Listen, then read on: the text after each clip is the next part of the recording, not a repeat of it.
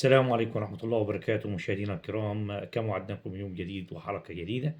إن شاء الله موضوع حلقتنا النهاردة هنتكلم عن أشجار الموالع، وهي الرشة اللي أنا ممكن أرشها للموالع خلال هذه الفترة، وإزاي إن أنا أوصل بتوازن بين النمو الخضري والنمو الثمري أو النمو الزهري.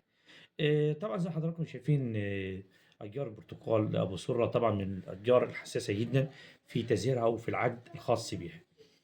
طبعًا المفروض إن إحنا اتكلمنا عن الطحالب البحرية، وذكرنا طبعًا فيها إيه هي المميزات اللي هي ممكن تفيد معايا شجرة الموالح خلال هذه الفترة. طبعًا هاتكلم النهارده عن الرشة طبعًا، أول رشة طبعًا هنحاول نخلط معدل 400 جرام طحالب بحرية، ونكون واثقين من الطحالب البحرية هل هي من مصدر جيد أم مصدر مخالف.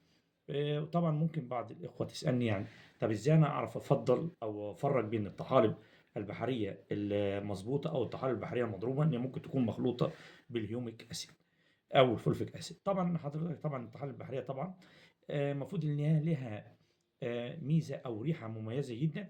لو حاولت إنك تشمّها أو تلقي نظر طبعًا، هتلاحظ إن الطحالب البحرية ريحتها زفرة مثل زفارة الأسماك. وطبعًا بتكون القشور بتاعتها قشور رقيقة جدًا. دي كده الطحالب البحرية السليمة. طبعًا هاضيف حوالي 400 جرام لكل 600 لتر مياه، وهنحاول نضيف معاهم أو نخلط معاهم الأحماض الأمينية. وقلنا طبعًا الأحماض الأمينية لها دور كبير جدًا، إن هي هتمد معايا النبات لو كان في إجهاد، هتغذي معايا النبات طبعًا أو الأشجار بالعناصر الغذائية المطلوبة. وهتحاول إن هي تحفّز معايا عملية الأوكسينات والسيتوكاينين والجبرانين اللي هم موجودين في الطحالب. طبعًا ديّة الرشة ديّة تمام. معدّل ب500 جرام قلنا أحماض أمينية و400 جرام طحالب بحرية. وهنحاول نضيف معاهم طبعًا موجود طبعًا عند الإخوة المزارعين كيماوي اللوريا متوفّر طبعًا. لو اللوريا زرقا هنحط معدّل كيلو ل2 كيلو. لو لوريا بيضا مخصوص مش ما فيش أي مشكلة فيها خالص، شغّالة طبعًا ما فيش أي كلام فيها. هنضيف حوالي معدّل كيلو، كيلو ونُص اللوريا كل 600 لتر مياه. وهنحاول نضيف معاهم معدل ملح الليمون أو حمض السيتريك أسيد.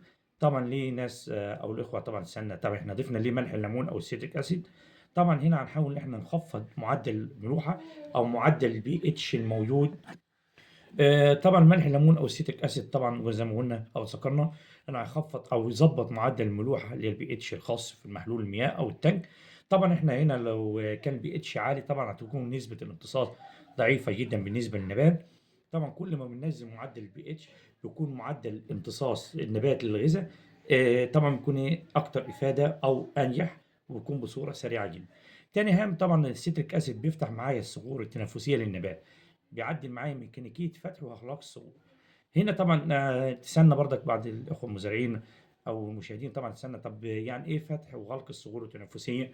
طبعًا عند ملامسة المبيد طبعًا للأوراق طبعًا بتكون ميكانيكية غلق وفتح الثغور. السيتريك أسيد بيساعد معايا إن بتكون ميكانيكية فتح وغلق الثغور بتكون أسرع، وتكون هنا معايا نسبة أو امتصاص الغذا للنبات طبعًا هتكون بنسبة كبيرة جدًا. وهنحاول إن الشجرة تستفاد أكبر كمية ممكنة من الرش.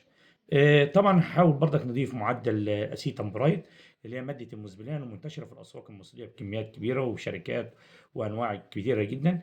أهم شيء يكون المصدر موثوق للمبيد اللي أنا هاستخدمه معايا على الشجرة. هنحط معدل 150 جرام اللي هي مادة المسبلان أو الأسيتامبرايد. طبعًا بيكون الرش طبعًا في الصباح الباكر، وطبعًا أو بعد وقت الظهيرة. طبعًا بيكون البشابير على وضع الشمسية.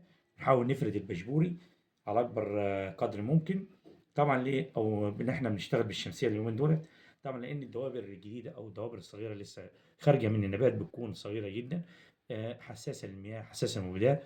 ممكن مع الرش أو الضغط الموتور ممكن إن أنا أكسّر أو أوجّع الضربيات ديّة.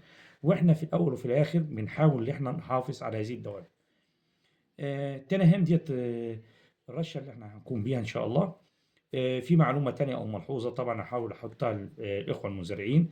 هي مفروض ري الأرض خلال الفترة ديّة إن شاء الله. المفروض إن إحنا هنضيف معالجات الملوحة، وطبعًا نحاول نستنبط أو نضيف معالجات ملوحة تكون جيدة جدًا، بحيث إن تدّي معايا نتايج جيدة إن شاء الله. وألقاكم إن شاء الله في موعد آخر أو لقاء آخر. لا تنسوا الاشتراك في قناتي وتفعيل زر الجرس حتى يصلكم كل جديد مني.